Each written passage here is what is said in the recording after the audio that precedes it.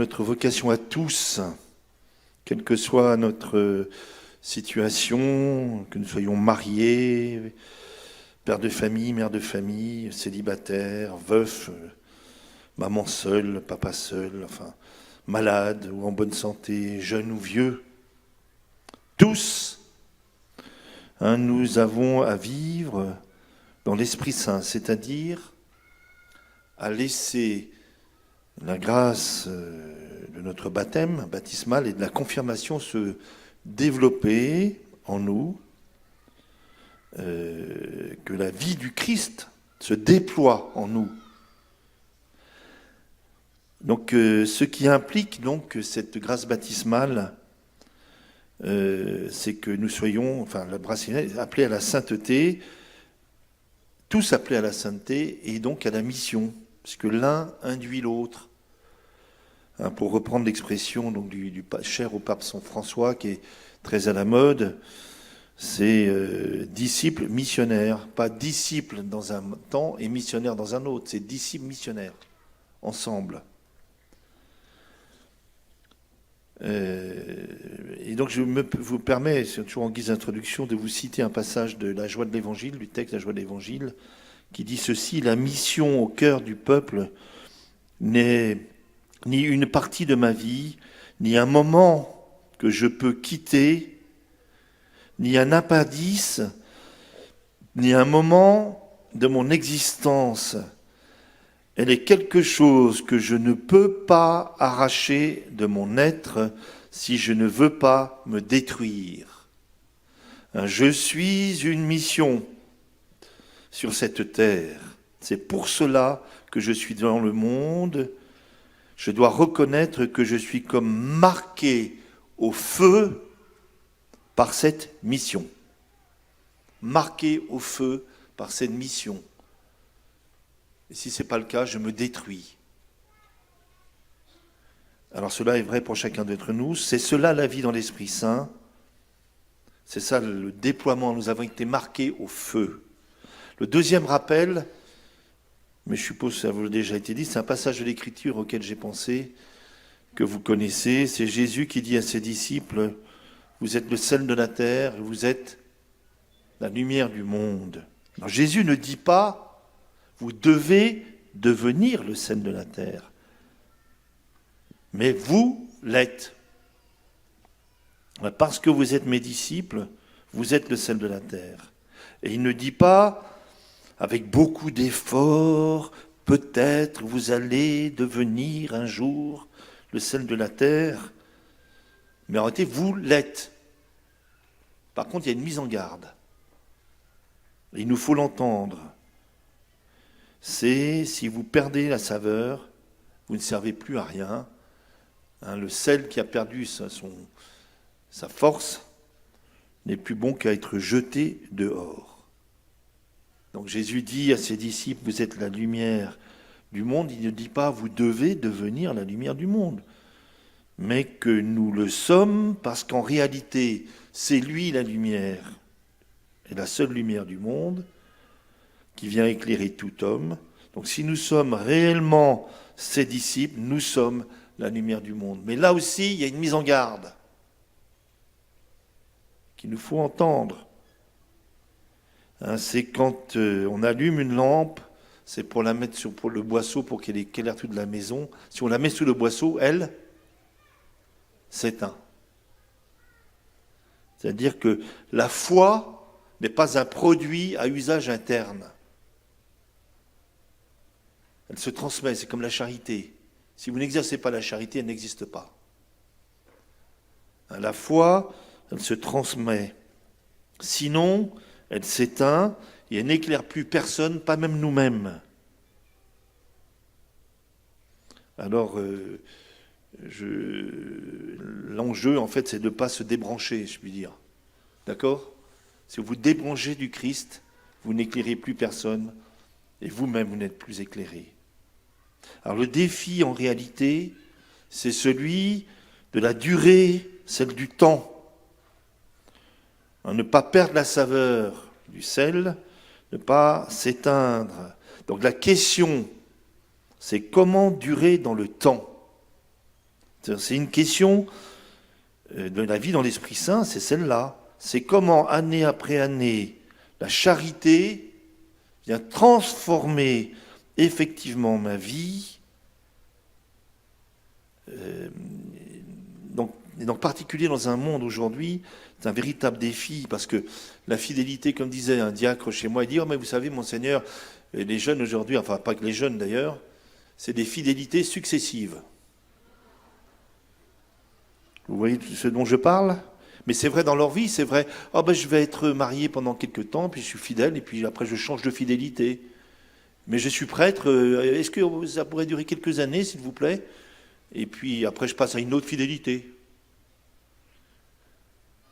Donc, retenez cette phrase, allez-les de moi, c'est comment passer de la générosité de la jeunesse à la sagesse et à la fécondité de la vieillesse. Et pas de l'orgueil de la jeunesse à l'amertume de la vieillesse. D'accord? Alors, la Sainte Famille. Donc, je vais essayer de m'arrêter un peu sur la Sainte Famille, donc constituée de Joseph, Marie et Jésus, pour nous mettre à l'école de la Sainte Famille. Alors j'ai pointé quelques éléments caractéristiques, si je puis dire, de la Sainte Famille, et j'espère que ça peut venir comme conforter quelque chose pour nous-mêmes. D'abord, c'est une vie ordinaire. Parler de la Sainte Famille, c'est parler de l'incarnation. Donc Jésus est né dans une famille humaine précise, avec une culture particulière, avec une histoire. Vous savez, Jésus était juif, vous saviez? Il y a une blague à Marseille, si on explique à une brave dame sur la Canebière que Jésus est juif, elle va dire, bon, Jésus est juif? Ah oui, mais Jésus est juif, mais, ah oui, mais pas la bonne mère quand même. Vous en tirez le leçon que vous voulez, mais... D'accord? Donc il a connu une croissance humaine, spirituelle, comme tout homme, une croissance affective. Et cela à l'école de Joseph et de Marie. Donc la vie de Jésus est d'abord une vie ordinaire d'homme, une vie simple et humble. Le salut du monde, la rédemption se fait d'abord dans cette vie ordinaire. Et il en va de même pour nous. La sainteté et la mission se jouent d'abord dans l'ordinaire d'une vie humaine. La vie de Jésus, c'est d'abord 30 ans de vie cachée, dont on ne sait pratiquement rien, sinon une petite interruption vers 12 ans. Une vie publique de 3 ans, donc 30 ans de vie cachée, 3 ans de vie publique. Première année, la vie publique, c'est un succès. Les foules viennent, ça marche. D'ailleurs, les foules le suivent, mais un peu parfois sur des erreurs d'interprétation. La seconde année, c'est conflit, incompréhension. C'est pas si simple. Et la troisième année, vous savez comment ça se termine? Passion et la croix. L'abandon total de lui-même en confiance au Père pour le salut du monde. Et il va être abandonné de tous, à part quelques femmes et Saint Jean. Et pourtant, le moment où se joue le salut du monde, où bascule l'histoire de l'humanité, c'est au moment où tout paraît perdu, dans le mystère même de la passion. Cela doit sans doute, excusez-moi, éclairer nos propres vies. C'est dans les gestes les plus simples, les plus ordinaires de notre existence que se joue la sainteté et la mission. La véritable fécondité, alors il y aurait beaucoup à dire, mais il ne faut pas que je m'emballe, ce n'est pas le succès, mais c'est forcément une traversée. La fécondité est toujours marquée par le mystère de la croix. Donc ça, c'est la première leçon, peut-être, de la Sainte Famille. L'autre point, pour la Sainte Famille, c'est l'apprentissage du silence et de l'intériorité. Je fais référence là à une magnifique homélie du pape Saint Paul VI lors de son pèlerinage en Israël. Vous retrouverez ça sur la Sainte Famille, qui dit la Sainte Famille est l'école du silence. Que le contact de la Sainte Famille nous apprenne l'amour du silence. Défi particulièrement difficile, vous le savez, à notre époque, où on leur parle à tort et à travers, où on a un avis sur tout. C'est incroyable. Je pense en particulier aux réseaux sociaux, même entre chrétiens, c'est incroyable. Et le nombre de bêtises qui peuvent être dites et écrites. Moins on en sait, plus on en parle. Des bavardages inutiles, c'est destructeur. Alors Joseph ne dit rien. Nous n'avons aucune parole de lui. Joseph se contente de chercher à faire ce que Dieu lui demande. Il se laisse conduire sur un chemin qui le dépasse. Marie, elle aussi, est silencieuse. Elle dont on dit qu'elle gardait tous ces événements dans son cœur. Et les seules paroles que nous avons sont très éclairantes. Hier soir, j'ai essayé de me rappeler toutes les paroles. Donc on a de la Vierge Marie, c'est « Comment cela va-t-il se faire puisque je ne connais pas d'homme ?» L'autre parole, c'est « Voici la servante du Seigneur. Que tout se passe selon ta parole. » Elle dit ça à l'ange. Autre parole, « Ils n'ont plus de vin. » C'est-à-dire qu'elle est attentive au manque des autres. Autre chose, c'est « Faites tout ce qu'il vous. » Et l'autre parole qu'on a de Marie, c'est « Mon enfant, pourquoi nous as-tu fait tu cela? Vois combien ton père et moi, nous avons souffert en te cherchant. » Ça, c'est au moment de la fugue de Jésus, vous savez, à 12 ans, où elles sont dépassées, en fait, elles ne comprennent pas. Permettez-moi de dire un mot particulier sur Joseph. Donc Joseph, dont vous savez que c'est une année qui lui est particulièrement dédiée. La figure de Joseph, le modèle est particulièrement lumineux pour la situation du monde actuel et pour nous, et pas seulement pour les hommes masculins. Nous pouvons trouver en Joseph l'homme qui passe inaperçu, l'homme de la présence quotidienne, discrète, cachée, un guide au moment des moments difficiles, justement. Saint Joseph nous rappelle que tous ceux qui sont apparemment cachés jouent un rôle inégalé dans l'histoire du salut. Joseph est un maître de vie intérieure. Joseph est celui à qui Dieu parle. Joseph est celui qui est capable d'entendre ce que Dieu dit. C'est un cœur qui écoute, un cœur qui veille. Joseph est celui qui entre dans la volonté de Dieu. Et il est conduit là où il ne pensait pas aller, en accueillant Marie, son épouse, qui porte en elle le Fils de Dieu, en se laissant conduire en Égypte, terre d'exil. Joseph est l'homme de la disponibilité. La disponibilité est le critère de sa vie. Il est conduit là où il ne voulait pas aller. Il se place entre les mains de Dieu. Il est l'homme de la confiance en Dieu. Ultimement, c'est celui qui est dépossédé de lui-même. Il ne réalise pas son projet. Il entre, il est conduit dans le projet de Dieu, au-delà de lui-même. Donc si vous pouviez partir avec Saint Joseph, s'il vous plaît.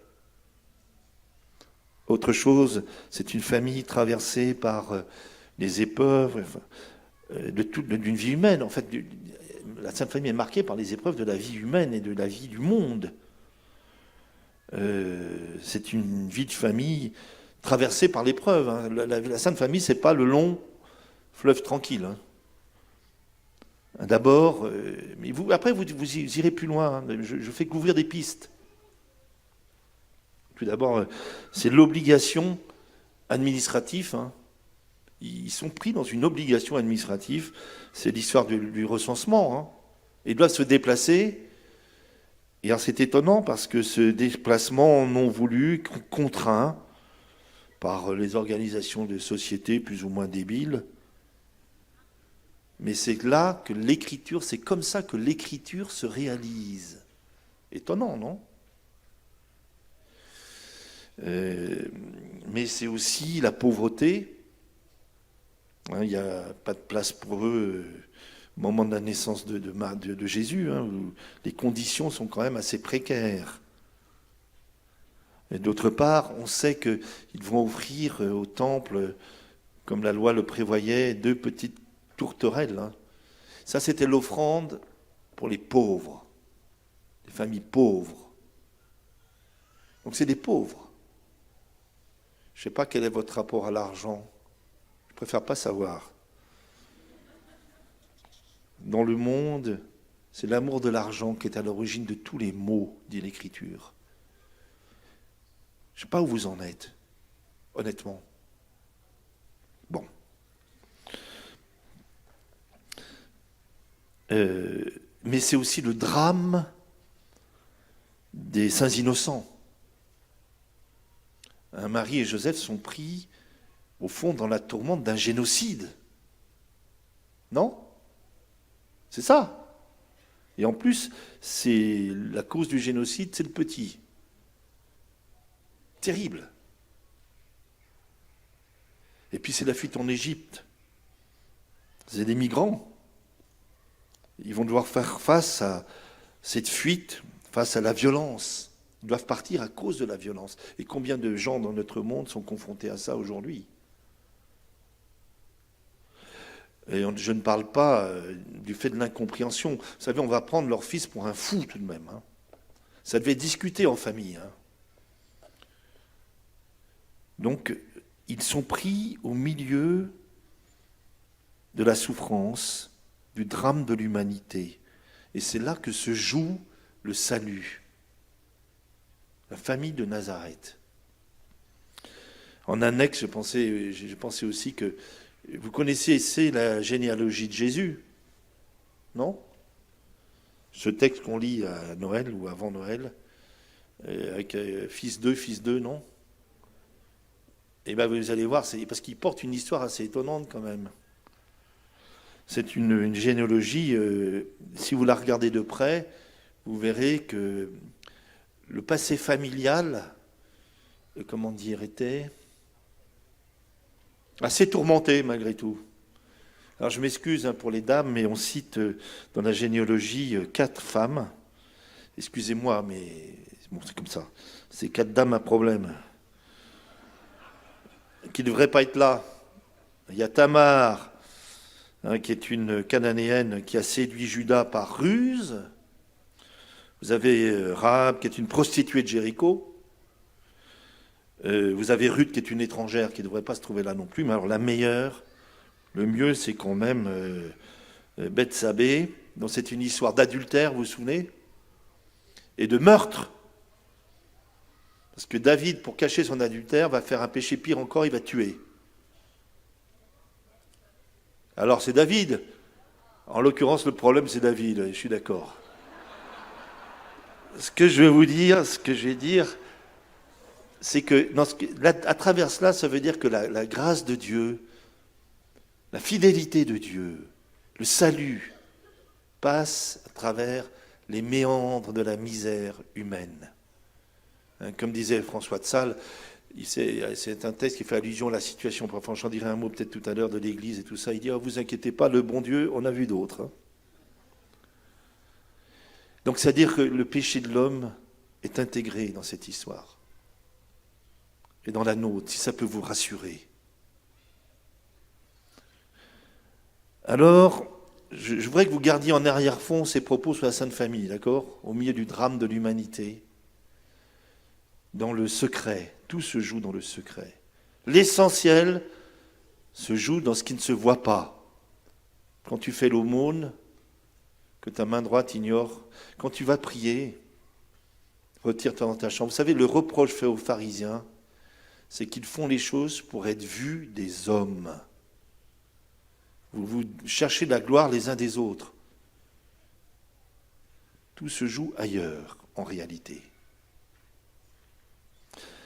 Alors, il s'agit de vivre en chrétien, aujourd'hui, dans un monde qui n'est pas chrétien. Et je voudrais très rapidement vous évoquer la situation. Alors, j'espère de manière pas trop caricaturale, mais je pensais qu'il était bon de se rappeler quelque chose. J'ai une première question d'ailleurs pour nous tous. Est-ce que vous aimez le monde ? Est-ce que plus précisément, parce que aimer le monde, d'accord, est-ce que vous aimez les gens ? Parce que Dieu aime le monde. Il a tant aimé le monde qu'il a donné son Fils, non pas pour condamner le monde, mais pour que le monde soit sauvé par lui. C'est pas compliqué. Si nous n'aimons pas les gens, nous ne pouvons pas évangéliser. L'évangélisation, c'est un saisissement d'amour. Jésus est saisi de compassion pour l'humanité, pour chacun d'entre nous. C'est le moteur. Je tenais à vous le rappeler. Si nous n'aimons pas, nous ne pouvons pas évangéliser. Nous ne pouvons pas être missionnaires. Nous sommes plus dans un monde, ou pas dans un monde chrétien, dont les références sont chrétiennes. C'est un monde païen, au bon sens du terme. Les païens, c'est ceux qui ne connaissent pas Dieu. Bon voilà, ils souffrent, ils cherchent, ils ont des valeurs. Parfois, ils sont beaucoup mieux que nous, d'ailleurs. Mais ils sont païens. Et nous sommes dans un monde aujourd'hui qui n'est plus chrétien. Il ne s'agit pas, j'entends parfois, et moi-même je l'ai dit, nous ne sommes plus dans un monde chrétien, nous ne sommes plus dans une chrétienté. Sous-entendu, il faut refaire le monde chrétien. Je crois que ce n'est pas tout à fait juste. Il ne s'agit pas de faire une croisade. Il s'agit de vivre en chrétien dans un monde qui ne l'est pas. Et annoncer l'espérance du salut. Et à toute époque, c'est la mission des chrétiens. D'autre part, est-ce que vous êtes conscient qu'on ne devient plus chrétien de la même manière qu'il y a 70 ans ou 80 ans ? Alors quand je dis ça dans mon diocèse, tout le monde est d'accord. Mais quand on réfléchit, qu'est-ce qu'on va faire dans la paroisse ? On est toujours dans le schéma de chrétienté. C'est très étonnant. Parce qu'en fait, on a du mal à être dérangé. Je me permets de prendre un exemple, enfin c'est une formulation que j'ai trouvée chez Monsignor 23, l'ancien archevêque de Paris, dans son humour très bien. Il dit, dans le monde rural, enfin c'était vrai ailleurs, c'était vrai chez moi en Bretagne il y a 70 ans, 80 ans, une des questions fondamentales des braves gens, c'était « Je ne veux pas être enterré comme un chien ». Moi je l'ai entendu ça. C'est pas si bête, entre parenthèses. Ça veut dire déjà plusieurs choses quand quelqu'un pense comme ça, même si c'est dit un peu de manière directe. Je ne suis pas un animal. Et aujourd'hui, c'est une confusion totale, vous savez ? Il y en a qui ne font plus la distinction entre les deux, l'homme et l'animal. Puis d'autre part, la question de la mort. S'il y a bien une chose qu'on a en commun, c'est qu'on va tous mourir, et peut-être même que ce que Dieu nous dit à travers cette question d'épidémie, là, c'est que nous sommes mortels. Et c'est pas nouveau, Et heureusement que nous le sommes, c'est une miséricorde. Bon. Et il dit ceci, et il dit pendant longtemps, et alors pour ne pas mourir, être enterré comme un chien, il fallait être baptisé, d'accord ? Il fallait avoir fait tout le truc, quoi. Comme disent les gens, Monseigneur, j'ai tout fait. J'ai tout fait, J'ai fait le baptême, j'ai fait la confirmation, je m'en souviens plus. J'ai fait la première communion, je dis la première, mais ça ne sert à rien de faire la première communion si ce n'est pas pour vivre de l'Eucharistie, non ? Et puis j'ai fait quoi encore ? Le mariage, ça dépend. Bon. En tout cas, quelqu'un fera l'enterrement. En fait, ils n'ont rien fait. Ils ont tout reçu. Qu'est-ce que nous avons fait du don que nous avons reçu ? Mais ceci étant dit, on devenait chrétien, c'était sociologiquement, de cette manière. Et de fait, ça a permis à des tas de gens de faire une rencontre du Christ. Mes parents, qui étaient profondément chrétiens, attachés au Christ avec des choses magnifiques. Ils sont devenus chrétiens dans un processus social, si je puis dire. Aujourd'hui, ça ne fonctionne plus comme ça. Vous êtes conscient de ça?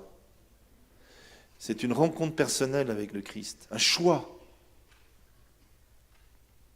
Et d'autre part, les chrétiens ne peuvent plus s'appuyer sur la société pour vivre en chrétien. Mais leur attachement au Christ, ils peuvent s'appuyer nous ne pouvons nous appuyer que sur notre attachement au Christ. Et dans les débats de société, l'expression claire et forte de nos convictions ne suffit pas. Ça ne résout rien. Excusez-moi. Il ne s'agit pas de ne rien dire, mais l'essentiel n'est pas l'étendard, mais la manière de se comporter des chrétiens. Ce qui va changer la société, ce n'est pas la déclaration de tel ou tel évêque, même si de temps en temps il faut en faire, mais c'est la manière dont vivent les chrétiens. Donc, c'est-à-dire les évêques aussi d'ailleurs. Donc nous sommes là pour proposer une rencontre avec le Christ. Et il ne s'agit pas de faire rentrer les gens dans une organisation. Vous connaissez le texte, cette lettre du IIe siècle, qui est la lettre à Diocnète. Ça vous dit quelque chose ou pas? Eh bien, vous irez la lire, vous allez faire des recherches. Mais il y a ce magnifique passage, mais je ne peux pas vous lire en entier, ce serait trop long. Les chrétiens ne se distinguent des autres hommes ni par le pays, ni par le langage, ni par les coutumes. Ils n'habitent pas des villes qui leur sont propres. Ils habitent les cités grecques, les cités barbares. Ils suivent le destin de chacun. Ils se conforment aux usages locaux, tout en manifestant des lois extraordinaires et paradoxales de leur manière de vivre. Ils résident chacun dans sa patrie, mais comme des étrangers domiciliés. Ils s'acquittent de tous les devoirs du citoyen et supportent toutes les charges, mais comme des étrangers. Ils passent leur vie sur la terre, mais ils sont citoyens du ciel. On ne les connaît pas et on les condamne. Ils sont pauvres et ils font beaucoup de riches. Le poste que Dieu leur a fixé est si beau qu'il ne leur est pas permis de le déserter. Autre point, sur la situation, donc, est-ce que nous aimons, est-ce que nous ne sommes plus dans un monde chrétien? Autre point, simplement, l'Église. Nous sommes, vous le savez, dans une période de la vie de l'Église à bien des égards difficiles et douloureuses. Enfin, il y en a eu d'autres dans l'histoire, mais comme on ne connaît pas l'histoire, je pense bien sûr à la lumière faite sur les abus sexuels, je ne veux pas m'étendre avec les abus de pouvoir terribles. Une lumière faite grâce au courage des victimes, il faut le reconnaître. C'est un appel à une conversion, une purification extrêmement profonde et qui nous concerne tous. Tous. Un temps de conversion. Nous sommes acculés à une exigence évangélique. C'est la seule réponse possible. Conduit par Dieu à entrer dans une conversion profonde, personnelle et ecclésiale. Si nous y entrons, alors les fruits seront des fruits pour l'Église, mais pour la société entière. Je pense aussi à cette épidémie, là, très bien, je ne vais pas en faire une analyse, surtout que tout le monde y va de la sienne. Mais dans le contexte confus, tout ça, très bien. Mais je suis intimement persuadé que dans sa providence, à travers des événements heureux ou douloureux qui nous touchent et touchent le monde, Dieu nous parle. Nous sommes ramenés à notre vulnérabilité sociétale, ecclésiale, personnelle. Mais n'oubliez pas que Dieu a sauvé le monde en choisissant la vulnérabilité jusqu'à la croix. Et ce temps qui peut être destructeur, mais c'est aussi un temps, et peut-être une chance, une conversion personnelle et sociétale et ecclésiale. Je suis persuadé que nous vivons des temps décisifs, ça je vous cite le pape François, temps où l'Esprit Saint parle et agit. Le Seigneur nous demande d'oser avancer dans une exigence évangélique plus grande, une simplification. Nous n'avons pas de réponse toute faite, mais nous sommes confrontés et convaincus que le Seigneur nous ouvrira des portes dont nous ignorons encore l'existence. Ça va ? Bon, alors, autre point. Jésus est le seul missionnaire, vous savez ça ? Il est le premier missionnaire. Alors, je voudrais, en vous ouvrant des pistes, m'arrêter sur, au fond, la manière dont Jésus fonctionne, si je puis me permettre. Bien sûr, il enseigne les foules, mais aussi il prend à part ses disciples. Vous avez vu, il parle aux foules, il prend à part ses disciples. Mais il entre toujours, c'est dans une relation personnelle.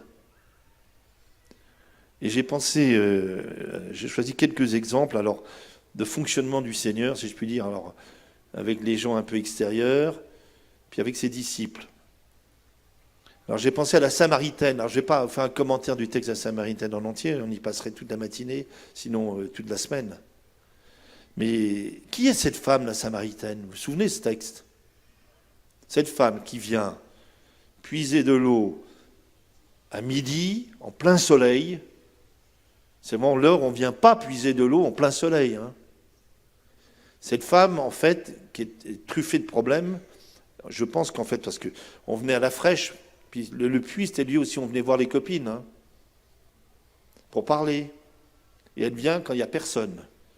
Parce qu'en fait, elle n'a pas envie de voir les autres ou d'être vue des autres. Et on connaît un peu sa vie, hein. On le sait dans la suite du texte. Donc j'ai cette femme connue de tout le village qui vient en cachette, en plein soleil, très bien. Et Jésus choisit de venir la rejoindre là. D'ailleurs, il veut la voir seule, manifestement. Les disciples sont partis. Alors, que fait le Seigneur ? Quelle est sa technique, si je puis dire ? C'est pas sa technique. Il n'y a pas de calcul en Dieu. Il vient la voir et il a besoin d'elle. Il demande « donne-moi à boire ». D'ailleurs, dans ce « demande-moi à boire », il a soif, il est fatigué du chemin, il a soif. Donc il vient épuisé, fatigué, il s'approche de cette femme, « donne-moi à boire ».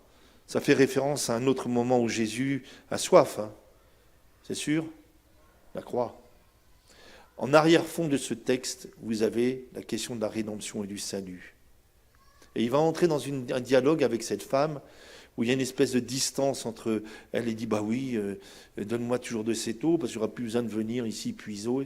Et Jésus lui dira « l'eau que moi je te donnerai deviendra, enfin, celui qui en boira n'aura plus jamais soif ».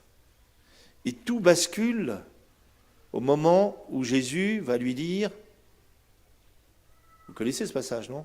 Va chercher ton mari. Et elle dit, j'en ai pas. J'ai dit, c'est vrai.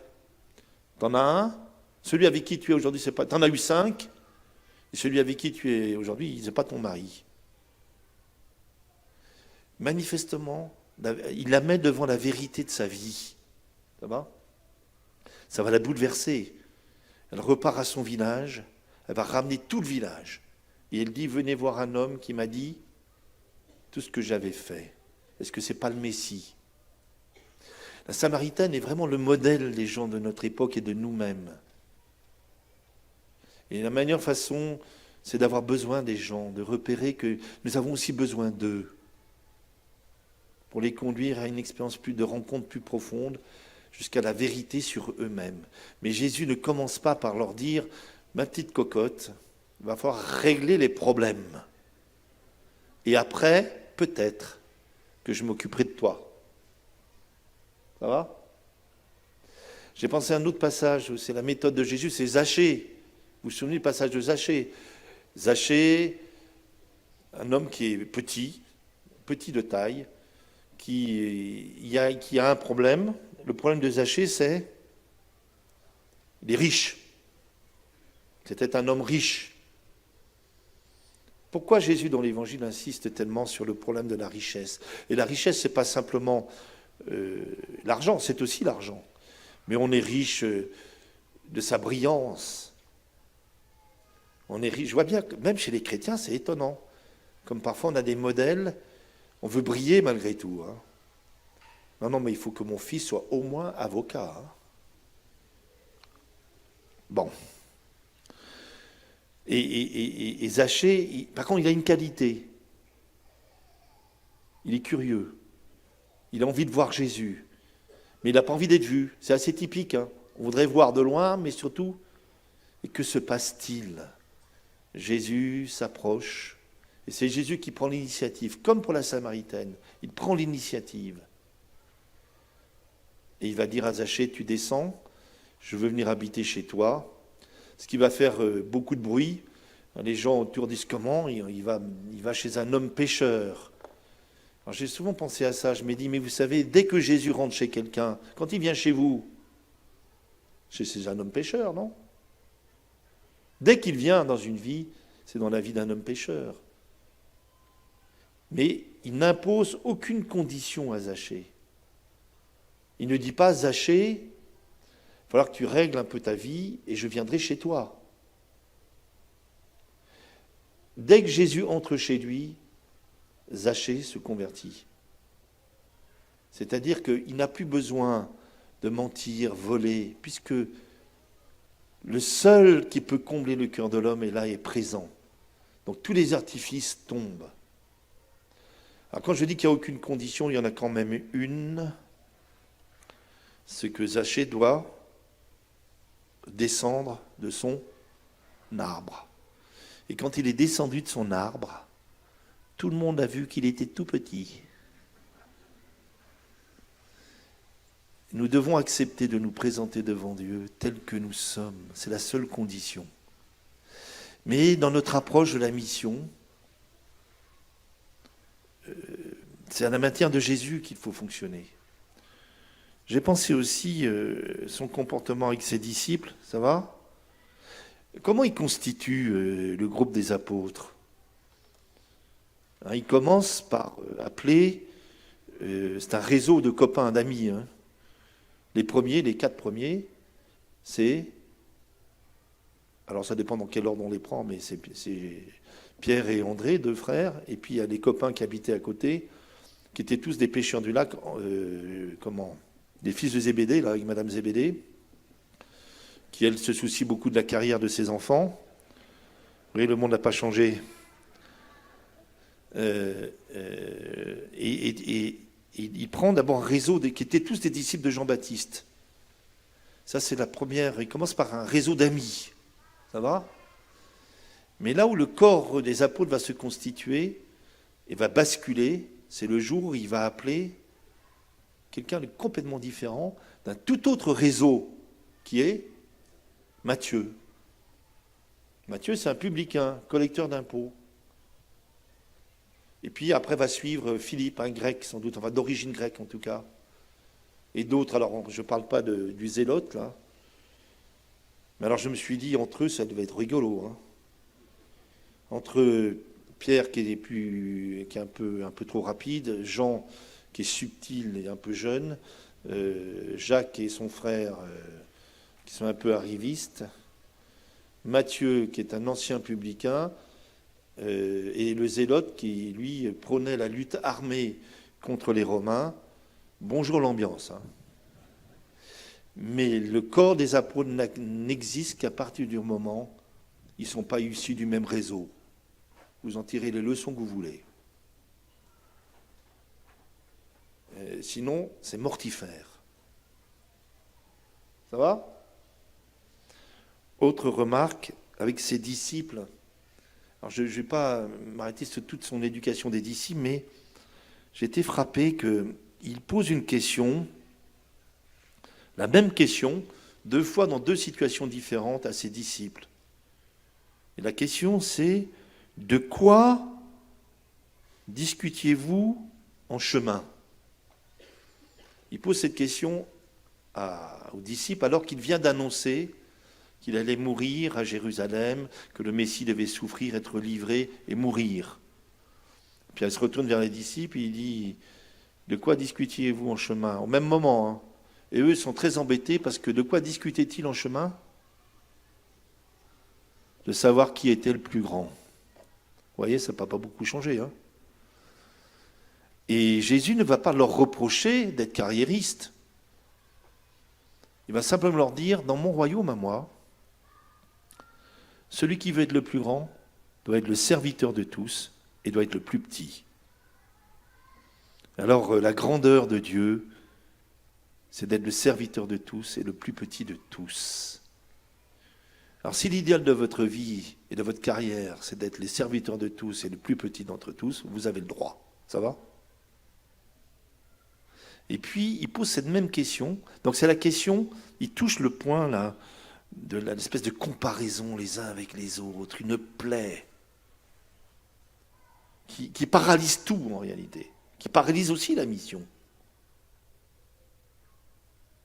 Et il y a un autre moment où il pose la même question, c'est les deux disciples d'Emmaüs, hein, qui rentrent après la mort de Jésus, déçus, ils n'avaient rien compris, ils sont déçus, ils murmurent, et ils rentrent chez eux.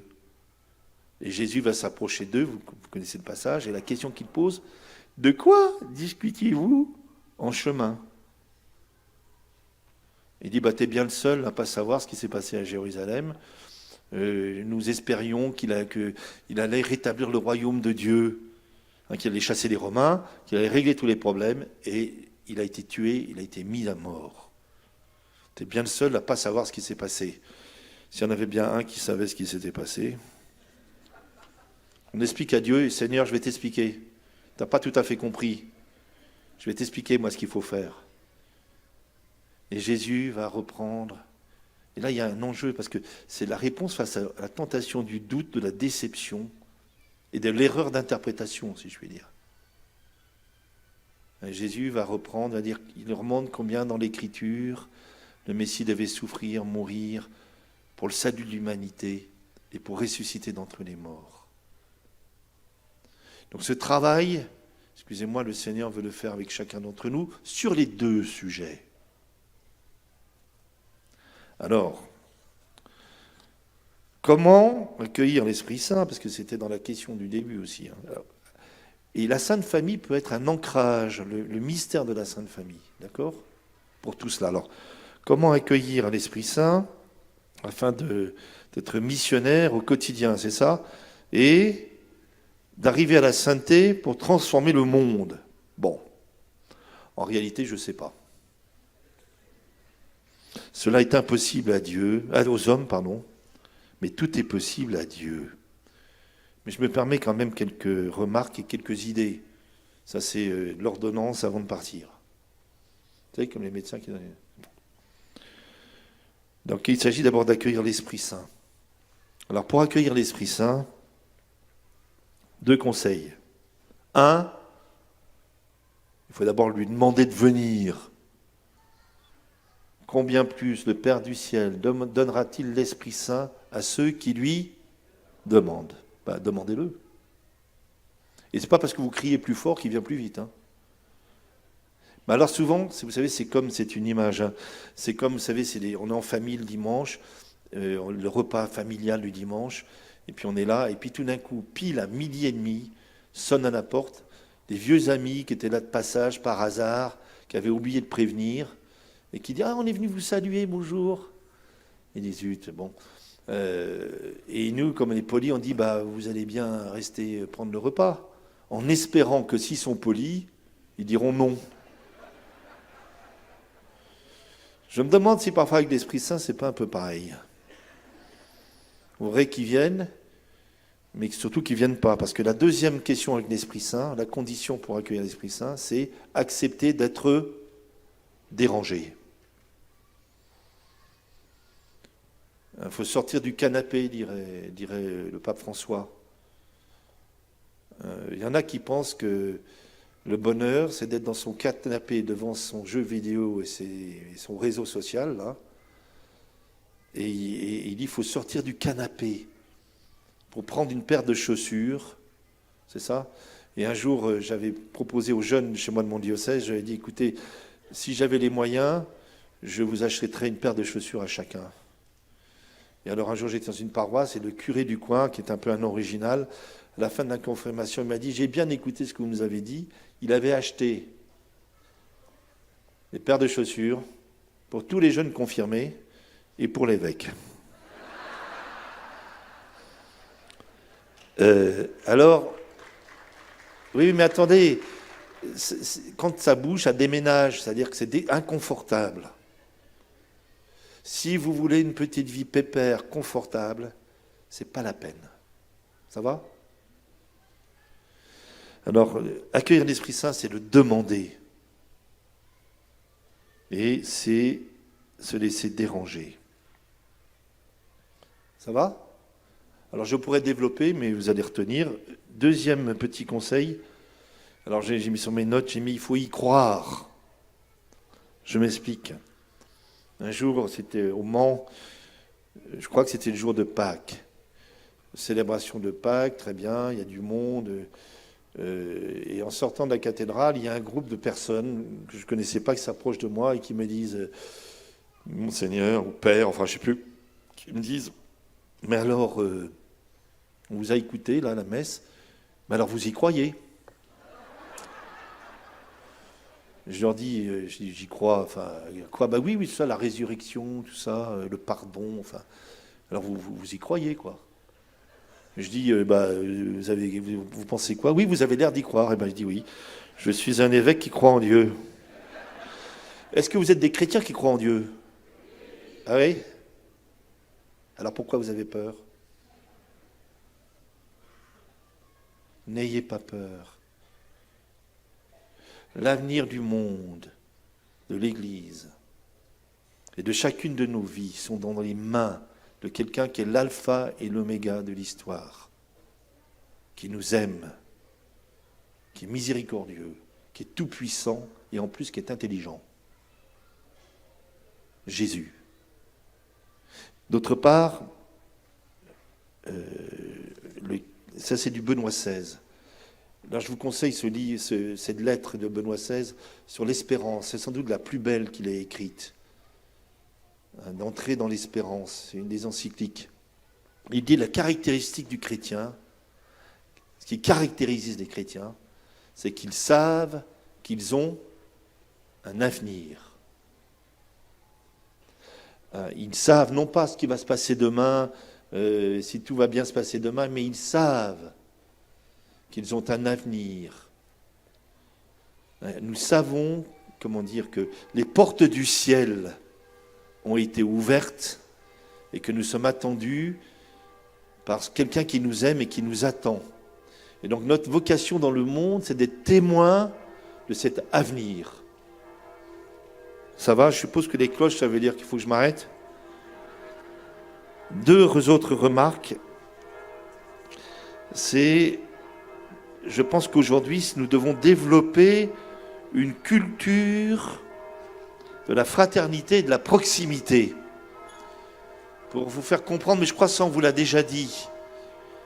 Un jour, toujours dans mon diocèse, à la fin de la messe, il y a une jeune famille qui vient me voir en me disant « Ah, Monseigneur, on vient d'arriver au Mans, on voudrait vous inviter à dîner, est-ce que vous allez venir ?» Alors, on convient d'une date, je leur dis « Oui ». Et donc, il y a une date qui est convenue, très bien. Et le soir où je devais aller dîner chez eux, j'y vais, mais je me trompe de numéro de maison, dans la rue. Donc, je sonne à une maison, ça va? Et c'est pas la bonne maison, quoi. Alors, j'entends une petite dame qui chantonne, qui arrive, qui m'ouvre la porte. Et en fait, c'est une catho de chez Catho. Et qui me regarde, ah, Monseigneur, vous êtes là? Je dis, bah oui. Et alors, je comprends tout de suite que je ne suis pas au bon endroit. Alors, je lui dis, bah, excusez-moi, j'ai dû me tromper, mais je vais chez les Intel. Elle me dit, ah oui, ils habitent à la maison, là, à 200 mètres au bout de la rue. Je dis, très bien, donc j'y vais. Je passe la soirée avec eux, et pendant la soirée, je leur explique qu'en venant chez eux, je me suis trompé de, de, de maisons. Alors ils disent, ah oui, oui, mais on les connaît. On se voit à la messe le dimanche. Ah, ils se connaissaient tous à la messe le dimanche. Hein. Et je dis, bah, vous habitez à 200 mètres les uns des autres. Alors vous avez jamais pensé faire quelque chose ensemble là, dans la rue? Alors il me dit, bah non. Je dis, mais, puis il me dit, mais il y a aussi la dame d'en face. Je dis, quoi la dame d'en face? Ben, la dame d'en face, elle est fidèle, elle vient à la vie à l'église, à la cathédrale, là, tous les dimanches. Je dis, bah vous êtes 1, 2, 3, 4, 5. Puis après il me dit, mais ah ben moi la semaine dernière j'ai dû aider la petite dame qui habite en face, qui a des problèmes de santé. On aurait été plusieurs pour l'amener à l'hôpital, ça aurait été mieux. Je dis, ben qu'est-ce que vous attendez dans votre rue de faire des choses ensemble? Ah oui, mais on n'a pas le même carnet de chant. D'accord? Non mais c'est très important ce que vous dites ça, parce qu'aujourd'hui nous fonctionnons par réseau. Alors il y a le réseau de l'Emmanuel, je connais bien celui-là. Il y a le réseau des équipes Notre-Dame. Il y a le réseau de machin, machin. Tout ça c'est très bien, il le faut, c'est très bien. Mais nous devons être les témoins du Christ par la charité dans notre rue et notre quartier.